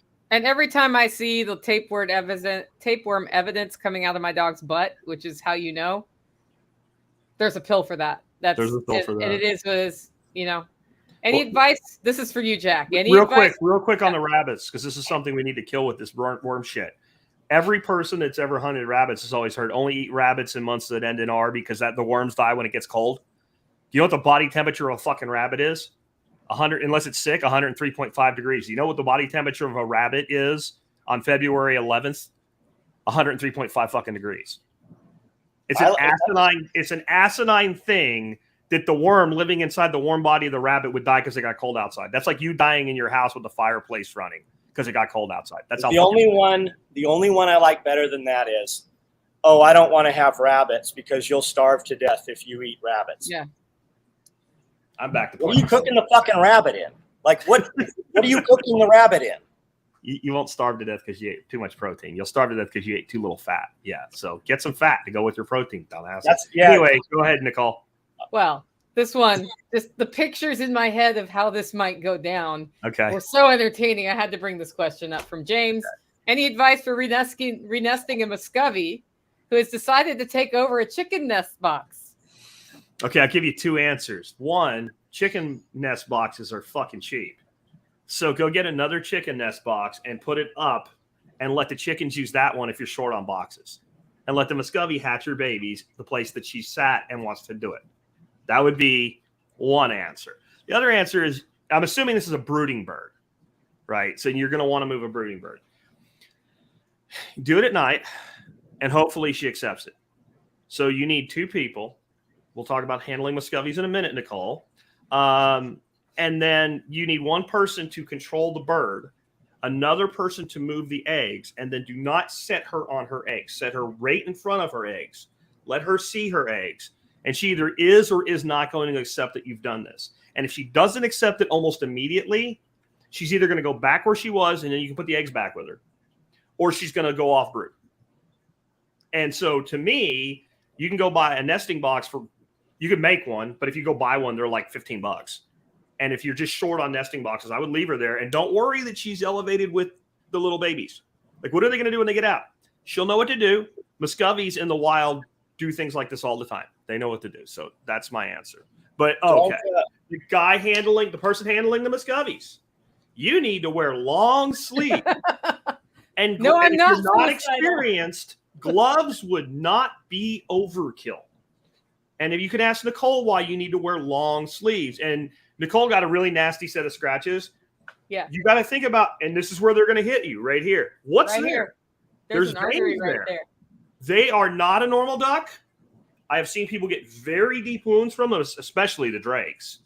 You got to take them seriously. They can open you up, and I mean, like literally, slitting wrists is how people kill themselves. Now, if you don't want to die, you're probably not going to die. But I mean, that's literally the level of bleeding that you could cause. Anybody handling livestock definitely should take an emergency medical course like Tactical Response does, or a Stop the Bleed class. because even if I didn't have a tourniquet in my pocket, I probably could slow it down enough with what I have on me. Yeah. If I had an arterial cut, but that bird could have totally opened my wrist straight up. Yeah. And I did feel bad, John, because Nicole sent me this picture, and I was texting Nick Ferguson at the same time. And so I sent back to Nicole, I just put ha ha ha ha ha ha ha, because I thought it was Nick, and I thought it was fine to mock his name. I wouldn't have done it to Nicole. Don't ducks always nest on the ground? Like, aren't your chicken? All of our chicken nest boxes are up, and our ducks make nests on the ground. I've never seen a duck go into a nest box. Muscovies will, if there's a good place elevated, they like it. Muscovies in nature are a roosting bird. They actually like to get up in trees, and that's part of why they have those claws that are so aggressive. And a lot of the places that they live in the wild are swamp, and there's not a lot of dry land. So they'll look for places they can nest, but they're mostly ground. This year, for some reason, our ducks have hatched out like it's never happened before. This year, I've got about 40 extra ducks now that are just making messes everywhere. Like, I need them to not be here. Which ducks are we processing in October? Well, yeah, we could definitely do my ducks and my rabbits, but I think William and I think Billy said they've got all of that covered. Yeah, I think we have that covered. Okay, Anarchy asks, does a business entity need to be legally established before making campsites, etc., in order to cover them as a business expense? No. However, you will be doing business as a sole proprietorship, and there are certain legal risks that you may be absorbing that you would be better off with a business entity for. But you are in business because you're in business. And there is even I can't remember what it's called, but basically people that aren't LLCs or corporations that call themselves LLC or corporations are treated as such by the law, except when it's to their advantage. So don't do that. Yeah, don't do that. Except when it's to their advantage. When it's to your disadvantages, they will treat you as though you have an entity because you've said you are, even though you didn't file one. But when it's to your advantage, they will remove the protection. If it takes you a month to get appointments to talk to a tax attorney or CPA about all of this, about incorporating and how you should structure it, set that appointment and start getting your business ready anyway. Using I'm not incorporated yet as a reason not to start is a huge mistake in any business. I probably am more free with starting things anyway, but at the end of the day, you can always report as a sole proprietor. You can do write-offs related to that. That is what it is. There are some extra cool reasons to go into some other structures. And when you have a better idea of what you're doing for a business, it's easier to make the decision of how you should incorporate and when you should incorporate. But the amount of money you're making off Hip Camp in your first couple of months, even if you have an awesome place, it's going to be under a few $1,000s if you're lucky. Yeah. I would say just go for it. In most things, the reason I would be really leery about not having insurances and corporate protection and all with a Hip Camp is you're bringing people onto your property. Yeah. You're assuming a lot of liability. That's totally different. Like if you're anybody that's out there, like you want to start up a little business or something and you're going to make some widget and ship it on Etsy or some shit, just fucking do it. If it works out, then you can structure it later. If you're going to succeed at business, you're going to succeed at business. Like you're talking to a dude right now who's been in business for 35 years. And the first 15 years I was in business, I wasn't even a legal structure. Like you're talking to a dude that went and got a tax lawyer and said, hey, I owe the IRS millions of dollars. I did every fucking possible thing wrong. And nobody ever came and knocked on the door. I went to them. So if you want to do this, just do it. Start doing it. And like Jack said, the insurance thing. But you can look at this thing as build you a badass deck, build a badass tree house or a fort or whatever it is, right? You can put a nice glamping tent up. You can put a yurt up. You can put a hot tub. It can just be something that you and your wife use if you don't profit from it. But you will also find, depending on what area you're in, you can do a lot of this just word of mouth between friends. Yep. Nobody will ever know that it's going on. Everybody's so worried about asking permission, and they spend more time finding the reasons they can't do some shit when they could have just done it. Absolutely. It's and you can get insurance if you're not incorporated. That's the other thing. You can get liability insurance as a sole proprietor. Yep. For Hip Camp, it comes with some insurance through the website, and they actively promote additional policies. So there's lots.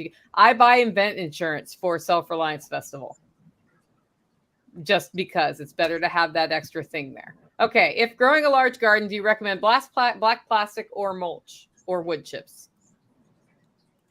Yes. Yes. And I you said agree. of Yes mulch, is I the guess right that's a answer. typo. Black plastic is really to kill.